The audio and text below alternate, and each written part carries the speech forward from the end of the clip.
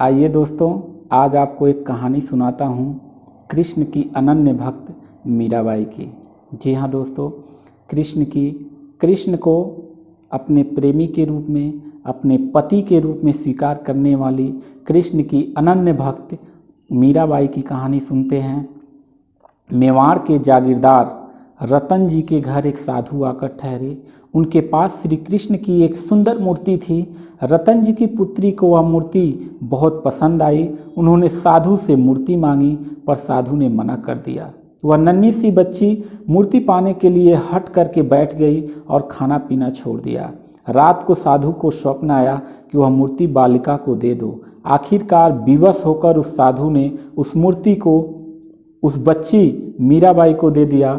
मूर्ति पाकर बच्ची बहुत प्रसन्न हुई और कृष्ण की अनन्य भक्त बन गई। बड़ी होकर यही बच्ची श्री कृष्ण की श्रेष्ठ उपासिका, प्रेमिका और अपने पति रूप में स्वीकार करने वाली मीरा के रूप में प्रसिद्ध हुई। मीराबाई का जन्म दोस्तों 1498 ईस्वी में राजस्थान में हुआ था। मीराबाई मेवाड़ के रतन सिंह राठौर की एकमात्र कन्या थी। बचपन में ही मीरा की माता की मृत्यु हो गई, अतः मीराबाई का पालन पोषण उनके दादा राव दूदा जी ने किया और राव दूदा जी वैष्णव भक्त थे। उनका अधिकांश समय भगवान की उपासना में व्यतीत होता था। मीरा पर अपने दादा के विचारों और क्रियाओं पर बहुत व्यापक प्रभाव पड़ा और उन्हीं से उन्होंने भक्ति की भावना जागृत की। मीराबाई का विवाह चित्तौड़ के राणा सांगा के ज्येष्ठ पुत्र महाराज कुंवर भोजराज के साथ हुआ। दोनों सुखी जीवन बिताने लगे। वे सदा पति की सेवा में लगी रहती थीं। विवाह के बाद भी उनकी उपासना में कमी नहीं आई। मीरा की भक्ति से इनके पति भी प्रसन्न रहते थे। दुर्भाग्यवश विवाह के केवल 10 वर्ष बाद ही इनके पति का स्वर्गवास हो गया। इससे मीराबाई के जीवन में कोई बड़ा परिवर्तन नहीं आया। पति की मृत्यु के बाद भी वे श्री कृष्ण की पूजा और आराधना में लीन रहने लगी। इनकी भक्ति की चर्चा सुनकर दूर दूर से साधु संत इनके दर्शन के लिए आने लगे। भजन गाते हुए कभी कभी ये भक्ति में भाव नाचने लगती थीं। संतों की मंडली भी इनके साथ भक्ति भाव में डूबकर नाचने लगती। मीराबाई के ससुराल वालों को यह बात बिल्कुल भी दोस्तों पसंद नहीं आई और उनके पति के छोटे भाई राणा विक्रम सिंह ने मीरा को तरह तरह से कष्ट दिए, परंतु परिवार द्वारा जितना अधिक विरोध किया गया, मीराबाई का कृष्ण के प्रति लगाव उतना ही बढ़ता गया। मीराबाई के एक पद से ऐसा आभास होता है कि उन्हें जान से मारने के लिए भी विष दिया गया था, परंतु उन विष पर उनका कोई प्रभाव नहीं पड़ा और वह जिंदा रहीं। वह अपने काव्यों में ही दोस्तों बताई हैं, गाकर बताई हैं कि विष का प्यालो राणो जी भजियो पीवत मीरा हंसी रे, मैं तो अपने नारायण की आप ही हो गई दासी रे। तो इनके काव्यों से पता चलता है कि इनको विष का प्याला दिया गया था। मीराबाई बहुत निर्भीक महिला थीं।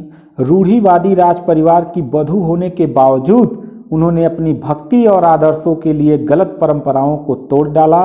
वे परिवार वालों के दुर्व्यवहार से दुखी होकर वह राजस्थान छोड़कर वृंदावन चली गईं, बाद में द्वारिका चली गईं। उन्होंने अपना शेष जीवन भक्तों की भांति व्यतीत किया। उन्होंने द्वारिका पहुंचने पर पूरी द्वारिका नगरी भक्ति संगीत से सराबोर हो गई। जब मीराबाई श्री कृष्ण के प्रेम में तत्लीन होकर अपनी रचना गाती तो संपूर्ण नगरवासी उनके साथ मगन होकर नाचने गाने लगते। मीरा का रोज द्वारिकाधीश के मंदिर में दर्शन करती थीं। अपने गिरधर गोपाल के प्रति मीरा का प्रेम भक्ति दिनों दिन बढ़ती गई। वे अपने जीवन के अंतिम समय तक द्वारिका में ही रहीं। यहीं उनका देहवासन हो गया। मीराबाई के अद्भुत और अभूतपूर्व काव्य की क्षमता थी। उनकी रचनाओं में ब्रज भाषा, राजस्थानी, गुजराती भाषा के शब्द मिलते हैं। वस्तुतः उन्होंने काव्य रचना करने के उद्देश्य से यह पद नहीं लिखे, बल्कि अपने मन के भावों को सीधे सरल शब्दों में व्यक्त किया।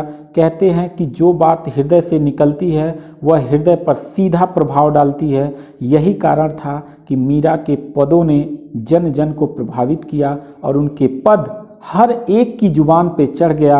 उनके जीवन काल में ही उनकी प्रसिद्धि दूर दूर तक फैल गई। मीराबाई ने उस समय के किसी संप्रदाय से संबंध नहीं रखा, बल्कि अपनी निजी साधना को ही प्रधानता दी। मीरा की उपासना माधुर्य भाव की थी। उनका कविता भगवान श्री कृष्ण के प्रति अनन्य प्रेम का उद्गार है। मीराबाई ने उच्च कोटि की भक्ति साधना से केवल अपना ही नहीं कल्याण किया, अपितु समाज, साहित्य, देश का भी कल्याण किया और उन्होंने संपूर्ण समाज को गौरवान्वित किया। उनके पद हिंदी साहित्य के अमूल्य धरोहर है। और आज दोस्तों हम उन्हीं मीराबाई के बारे में जाने हैं। तो उम्मीद करता हूं कि वीडियो आपको ज़रूर पसंद आया होगा। और अगर आपको ये वीडियो अच्छा लगा हो तो प्लीज़ लाइक करें, सब्सक्राइब करें, कमेंट बॉक्स में लिख के बताएं कि आपको वीडियो कैसा लगा। धन्यवाद।